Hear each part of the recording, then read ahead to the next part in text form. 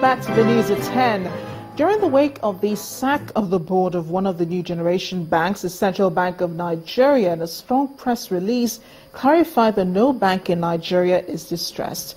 The statement also maintained that Nigerian banks remain not only viable, but liquid enough to withstand current economic pressure. So what measures should be taken to strengthen Nigerian banks and avoid situations where they cannot fulfill their responsibilities? Joining me now to discuss this is economist and managing director of Cowries Assets Limited, Mr. Johnson Chupu. Thank you for joining us on the News at 10 tonight. My pleasure. Great to have you. Research has shown that the depreciation of the capital base in a bank could be attributed to bad loans. Can the CBN consider, some form of bailout for these banks? Well, it may not just be a case of bailout because we are still going through a bailout that has not been fully resolved. The institutionalization of AMCON was a bailout of the banking system. What we need to do is that the CBN needs to encourage the strengthening of the credit processes, because particularly what happened was that a lot of the bank's credits went bad. You see that the level of non-performing loans has increased to more than 10%, whereas the central bank threshold was only 5%. And the shortest route to a bank going distress is the issue of non-performing loans. And since the implementation of the Treasury single account, many of these banks have come under tremendous pressure. So how can we strengthen these banks, or how can these banks strengthen themselves? Well, like I mentioned, the issue of strengthening the credit approval process, the credit process, then you have to look at the issue of capital adequacy. The banks, some of them might need to recapitalize further. And a lot of factors contributed to the challenge the banks are going through. You just mentioned the issue of Treasury single account. You have the issues that have to do with the macroeconomic environment. We saw a situation where the bank's credits to the oil and gas sector, the manufacturing sector, are all weakened because of the policy environment. Issue of FX scarcity that has led to a lot of banks companies not being able to produce. If you look at the sector that enjoy the highest proportion of the banking system loans, sector loans, they've all gone into recession. Take, for instance, the oil and gas sector. Oil and gas sector account for 24% of the entire banking industry credits. Oil and gas sector has gone through two quarters of negative growth. Last quarter of last year and first quarter of this year, so that sector has already gone into recession. The manufacturing sector has also gone into a recession. So the manufacturing sector accounts for about 14% of the total banking industry's loans. So in effect, the slowdown in economic activities or economic growth has affected the quality of credits that the banks have granted. So you have to look at the issue of policy environment, you have to look at the issue of capitalization, you have to look at the issue of quality of management, and you look at the issue of credit processes, and then the CBN's role as a supervisor of the sector. And could all these factors lead to a bank being distressed?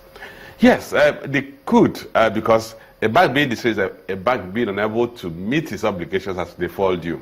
So if a bank is going through severe liquidity problems, it could lead to solvency problem, and that's what you talk of when you talk of distress. So when a bank has high level of non-performing loans, it is the shortest route to being distressed.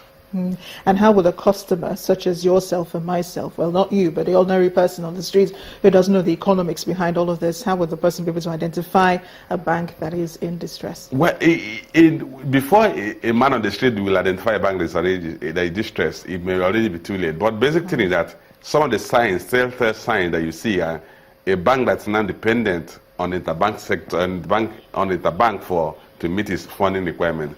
A bank that is ready to pay any rate of interest to attract deposits. Those are indications of liquidity constraints. Then you have to look at a bank that has, like I mentioned, the issue of high level of non-performing loans. So if you look at the balance sheet of a bank and you see that the non-performing loan is beginning to account for 10-15% of the total loan portfolio, you know the bank is gradually losing liquidity. So some of these things will require some level of knowledge of the banking sector dynamics to appreciate in advance when a bank is going into some challenges. Well, with the recent news about Sky Bank and the Central Bank of Nigeria saying that no bank is distressed in Nigeria, all banks to remain viable, are not only viable but liquid, is that some message hidden in what the CBN is saying that we're not probably seeing, but you're seeing?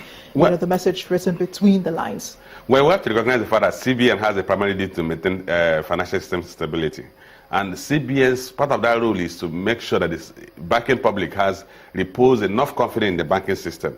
Because once that confidence is lost, then there won't be any need for people to keep their money in the banks. So one of the things CBN has to do is to engender confidence. And that announcement is supposed to engender confidence. Again, Central Bank has said that nobody's deposit will be lost in Skybank. That's another level of reassurance.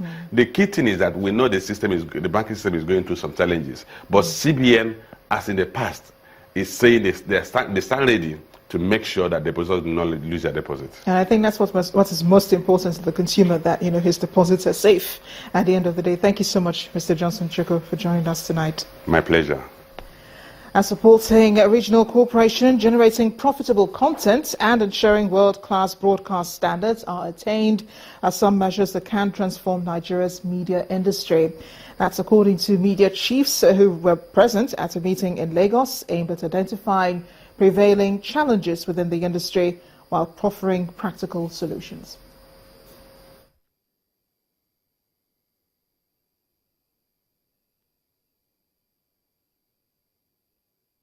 That agreed fee is due for review. This is a gathering of the who is who in the media industry in the Southwest.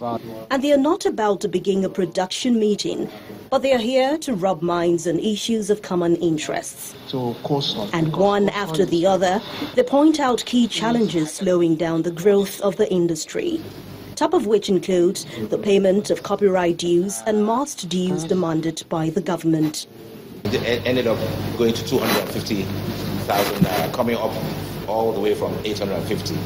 And we agreed there and then that a letter should be sent, and a letter was sent to everybody, and 10% of that figure that we will pay as the initial fee, right, is what we'll be paying annually. And also tells the might that we have in unity. The first test case was the customer case, the copyright charges. And this is the second case. And both cases were won. So we should learn to remain united. Operational costs, regional cooperation among organizations, and the need to recover outstanding debts from advert agencies throw up many suggestions. Today, some brands, you can't go knock on their door. They won't listen to you if there's no money. That's what I think we should be looking at. We want to see, I get my order goes to Bond Monitor. They will now be monitoring wherever we set it up, make sure that we fund it properly, and it's a central monitoring system for us. And taking it further, the chairman, Channels Media Group, Mr. John Momo, believes building a brand to the point of demanding upfront payment is achievable. Your major products, build them and ask that you should be paid upfront, at most. Or at least ask that you should be paid quarterly for that, but upfront quarterly. That's how to work in this industry. And then you can keep your cash flow. Once you don't have a good cash flow, you're in trouble.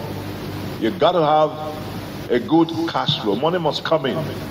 And if you're expecting some, there must be a date where you can pick them so that you can pay your salaries and meet your operational costs. As the curtain draws on this meeting, members say they have been challenged to take their businesses to new levels. Let's get more from the world of business now. Here's Melinda Akinlami.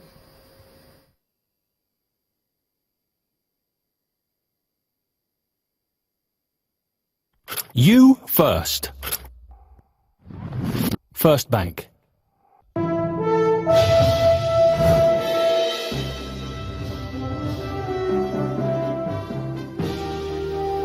Welcome to Business News.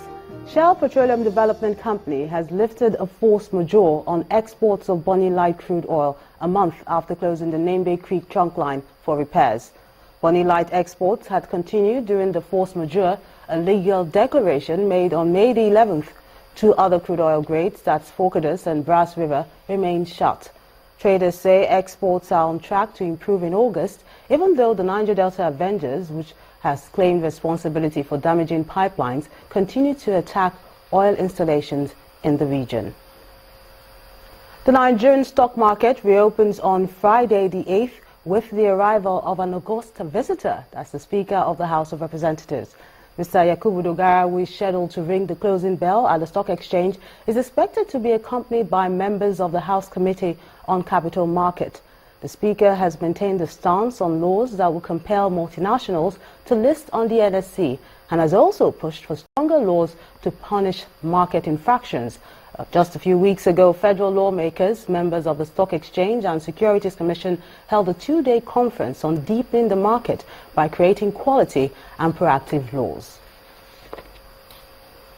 International ratings group Global Credit Ratings Company has affirmed the Union Bank of Nigeria's credit rating of BBB Plus and A2 for long and short term respectively, and a stable outlook till June 2017.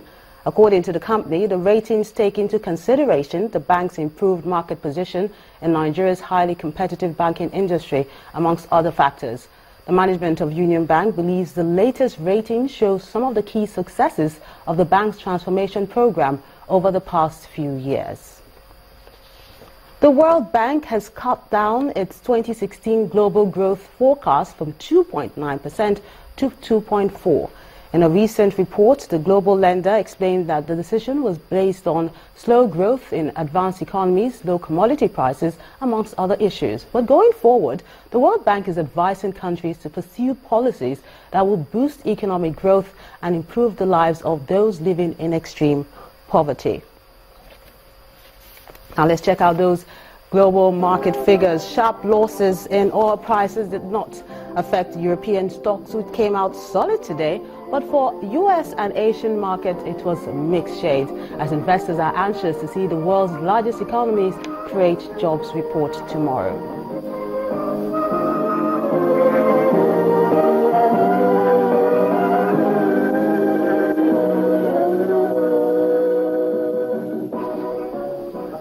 And with those closing figures, we wrap up business news.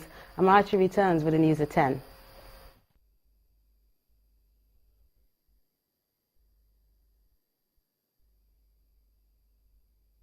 You first. First Bank.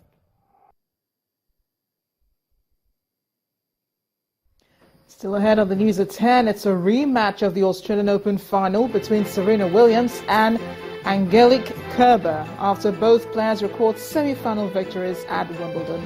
We'll have more in sports news. Please join us again.